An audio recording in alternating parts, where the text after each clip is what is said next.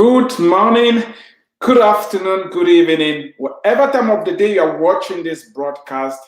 This is Dr. Eric Tangumonkem with IEM Approach, where we inspire, equip, and motivate people to discover God's great potential in them, develop that potential, and deploy it. There is great potential in you. You are here at the right time because your generation needs you. There are specific problems that you have been equipped to solve. And we are here to encourage you, to inspire you, to rise up to the occasion and make a difference in your generation. I don't know where you are in your journey. I have been sharing mine with you with the hope that it's going to stir something in you for you to realize that you've been prepared all along for this moment. So far, I've shared a lot of successes in my own life, how I grabbed a single suitcase without any promises of a scholarship and borrowed money, came to the United States for graduate school, and how I ran out of money completely, ran out of options, and God came through for me. It's not been only successes and successes. I'm going to share with you some failures, and as time goes on, more failures, because life is not only about succeeding. There's another part of it, and that is that of failing. The more you fail, the faster you are going to get to your destination. I always tell my students that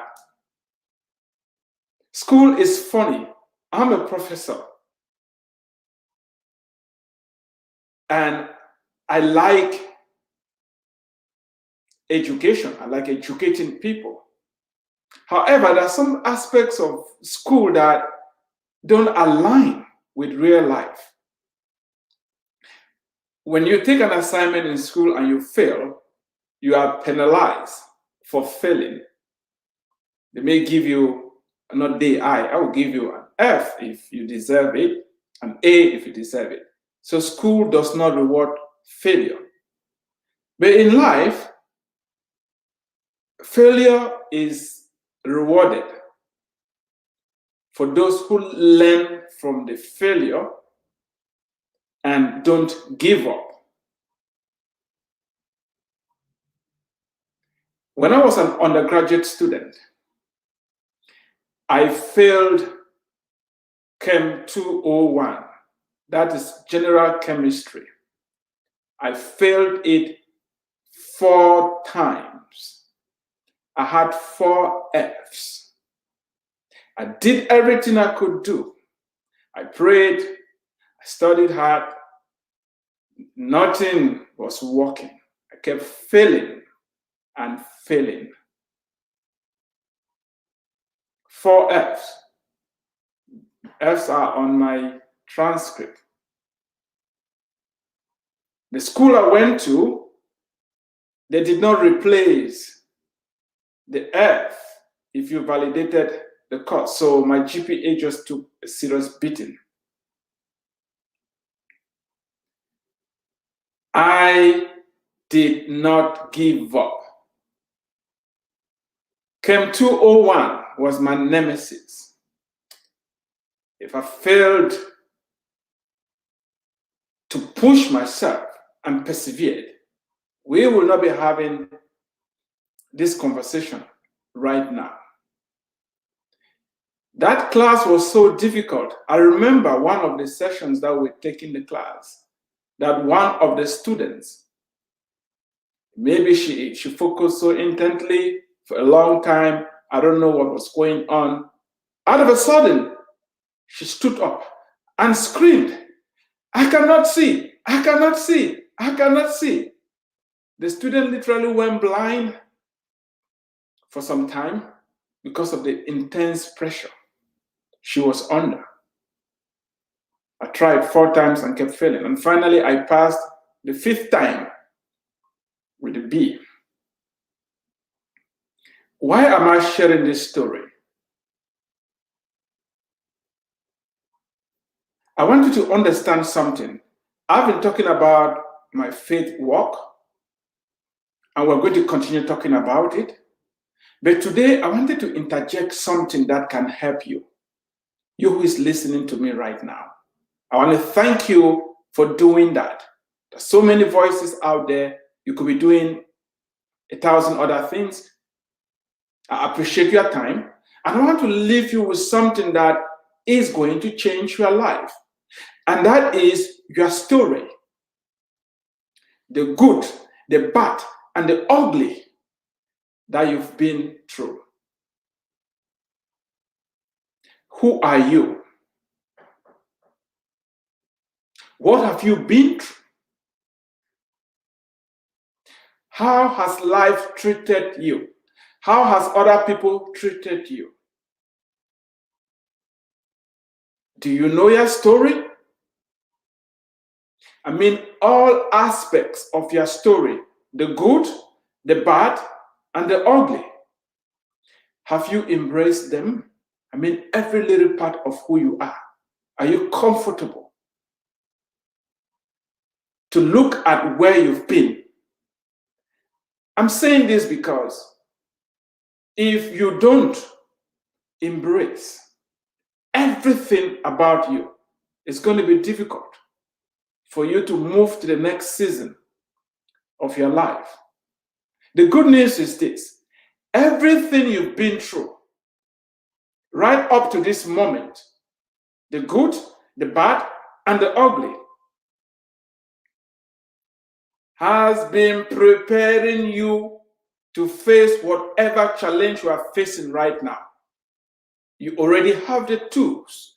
You've been prepared to face whatever mountain, whatever challenge is before you right now. You have what it takes.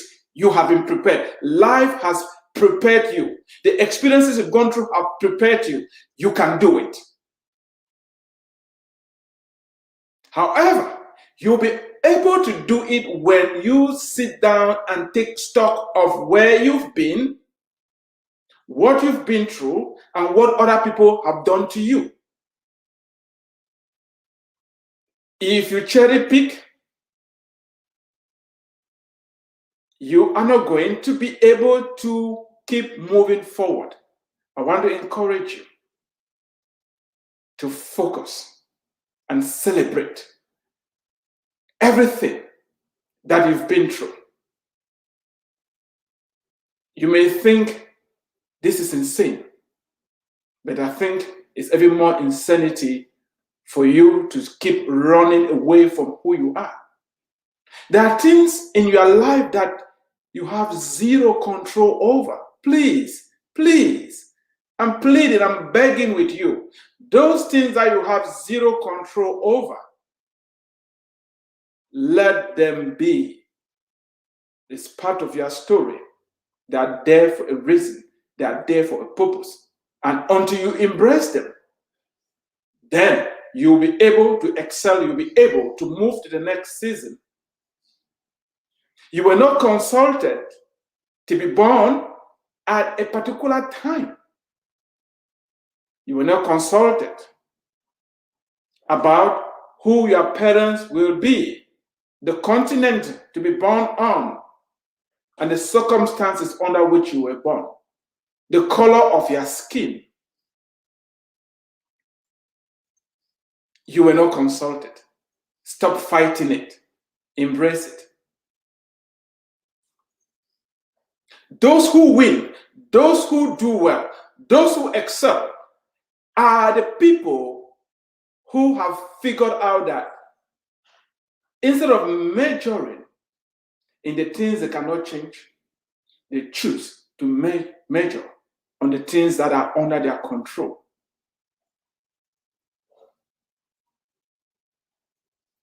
You may not be able to change your parents. You may not be able to change the continent you were born on. You may not be able to change the color of your skin. You may not be able to change the date and where you were born.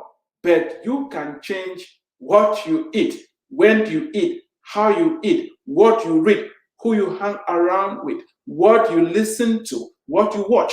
Those things are under your control. Those are the things when you start learning how to control them, because they're under your control, you're going to be rewarded immensely when you take those things under control. I always tell people, I could write Coming to America, a journey of faith, because I wasn't born in America. If I was born in the United States of America, I could not write Coming to America. Those things you cannot change. Instead of looking at them as a liability, they are an asset. My story has touched many lives. My story has inspired many people. My story has brought a lot of hope because I chose to embrace it. Before I came to the United States of America, there was a season of my life where I came into terms with the fact that I was born in Africa, in a particular village, by particular parents, and I embraced that. I celebrated it. I'm very happy in my skin. I will not choose to be born somewhere else by different parents. I like who I am. I love who I am. I am very happy that I was born on the African continent. I don't wish to be born anywhere else. My call in life, my assignment in life is tied to this heritage, and I celebrate it. What about you? Are there things in your life that you avoid talking about? Do you wish to be somebody else? Do we wish to be somewhere else? Do you wish to have a different skin color? It's time for you to stop wishful thinking and be you. Whatever your story is, there is a lot of power in your story. Talking about stories and experiences, if you don't see the power in that story, when you read Coming to America, one of my heroes is King David. David was sent by his father to go give supplies to his brothers who were at war. When David arrived, he heard and saw something that stirred his spirit. He was just a young lad, not an experienced soldier like the others. But what he heard made his blood to boil. He heard and saw Goliath, the Philistine giant, who stood up and challenged the whole armies of Israel. Send to me one of your strong warriors to face me. Whoever defeats this giant, whoever defeats each other, the defeated army is going to serve the victorious army. David looked around. Nobody had the courage to rise up to that giant. We all have giants we are facing. Some people, it's monetary issues, some marital problems, some unruly kids, some are health problems, financial, depression, anxiety, worry, fear. The list can go on and on. I don't know what is before you right now. What is that giant that is trying to push back on you, that is threatening your future?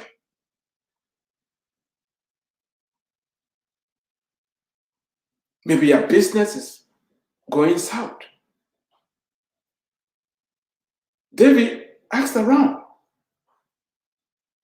And they told him, whoever defeats this giant, his family will stop paying taxes and he's going to get married to the daughter of the king.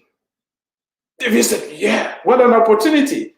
I may not have what it takes to bring down this giant, but I've had some experiences. I have a story. I've been through some stuff.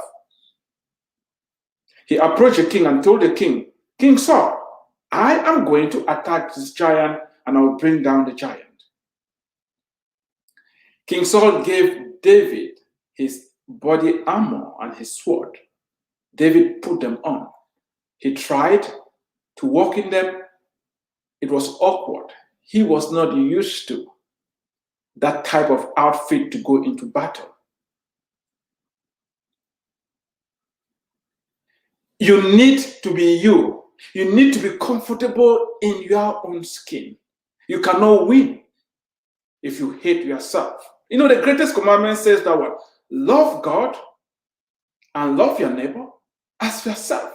Now, if you don't accept who you are, if you're not comfortable in you, you're not going to go far. It's very important for you to be comfortable the way God made you. David told the king, I'm not used to fighting with this type of outfit. I've been used to fighting with a sling. He took out the armor. These days, we are faced with a lot of fakeness. People who try to put up a face to please everybody, to sound in a certain way, to act in a certain way. You need to be authentic. You need to find your own voice. You need to sing your own song. You need to dance your own dance. It's very important. Don't copy anybody. Be you. The world is waiting to hear your voice. The world is waiting to watch your paintings. The world is waiting to read your story. The world is waiting to watch your dance. To be authentic, to be unique, you need to know your story. You need to celebrate it. You need to embrace it. It's very important. Stop looking around and feeling that somebody has more than you. It's not true. Stop looking around and feeling that other people were created and endowed more than you. No. We are all human. There is one human race. We all have one brain, 2 pairs of eyes, 1 mouth, 2 ears. It's time for you to celebrate who God created you to be. That's how David faced the giant. When people were doubting, oh, David, will you be able to bring down this giant with those rudimentary tools of yours? David told them something, and I want you to listen to it very carefully. If you didn't hear anything from this broadcast, please listen keenly to see why the power of your story has the ability to bring you victory and take you to the next level. David said, I have had situations where the lion and the bear attacked sheep when I was taking care of them, and I chased behind them, snatched the sheep from their mouths, and killed the lion and the bear. But God, who delivered me from the lion and the bear, is going to give this same uncircumcised Philistine to me. David said, I killed the lion and the bear. I, David, did it, but God delivered me. You see, that is what I've been telling you. For those of you who, when they mention the name of God, you're like, oh, these crazy people, I don't want to hear about it. Please, you need the 6th dimension. It's going to be a game changer for you. It's been a game changer for me. You need to learn how to walk by faith. You need to learn how to activate your faith, because you are going to need it. David is the person who did the actual killing, but he understood where his source was coming from. God was his source. Do you know that in Israel, keeping sheep was a normal, mundane activity? I think most of those soldiers, when they were also young, they kept sheep, they dealt with lions and bears. Why didn't they give credit to God? Because they did not give credit to God, because they did not see God's involvement in their lives. When the time came for them to face Goliath, they were trembling with fear. They were trembling. Why? Because all this while, everything that is happening in their life, they've been thinking, it is my own strength. I'm a self-made man. I don't need God in my life. But David, who understood that God was his source, was able to step out. And he brought down Goliath with a sling and a stone. Goliath laughed at him, mocked him. But at the end of the day, David had the last laugh. To change your story, to make your story better, to improve your story, you must know that story. Do you know your story? You need to write your story. No story is useless. The power of every story is in the telling. All of us have powerful stories. All you immigrants out there listening to me, it's not easy to move from one country to the other. Why are you sitting on your story?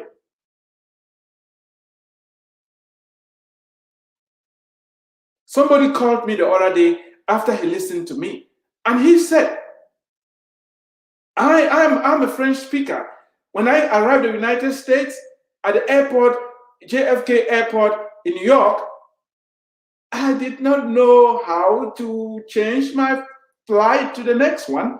And I found myself out of the airport somewhere stranded because I took the wrong bus and left the airport altogether. Then somebody saw the look on his face and realized that he was lost and asked him, what's going on here? Fortunately, this guy could communicate in French with him. He grabbed him, put him in his car, and rushed back to the airport. The man helping this guy had to run through the 3 red lights because he could have missed his flight. Stories are powerful. Stories are life-changing. Stop saying your story does not matter. It does. The world needs to hear your story. Whatever you've been through, the abuse, the insults, the failures, the victories, everything, we need to hear it. I've already told you how stories impacted my own life. I read stories of people who dared to step out with nothing to come to the United States. And when the time came for me to embark on that journey, those stories fortified, encouraged, and strengthened me. We want to hear your story. If you don't know where to start, IEM Press is going to help you write that story, publish it, distribute it, and make it available to the world. The stories that you have were not just meant for you alone. The world needs to hear them. People need to be inspired. People need to be encouraged. Your children need to hear those stories. This again goes to the immigrant families. If you're an immigrant and you've been struggling to build a bridge between where you are right now and where you are coming from, one of the best things to do is to tell your story. Can you tell your children what brought you where you are right now and where you are going? What are you going to leave behind? You need to write for them. Don't only talk about it, write it down. The way you immortalize yourself is through writing. You need to write that book. There's a lot of help available. If you don't know where to start, call the number on the screen, reach out to me. We're going to get you moving. I hope you've heard something today that has resonated with you concerning your story. Stop wishing to have a different story. Make use of what you're having right now, because all the tools, all the resources you are having have already been embedded in all the experiences you've had so far. You just need to step down. You just need to take some time and evaluate and catalog what you've been through, and you are going to connect the dots. Thank you for watching. Once more, you've been listening to Dr. Eric Tangumonka with IAM approach, where we inspire, equip, and motivate people to discover God's great potential in them, develop that potential, and deploy it. Share this video, subscribe to my channel, and stay tuned for more updates. God bless you. Have a fantastic weekend.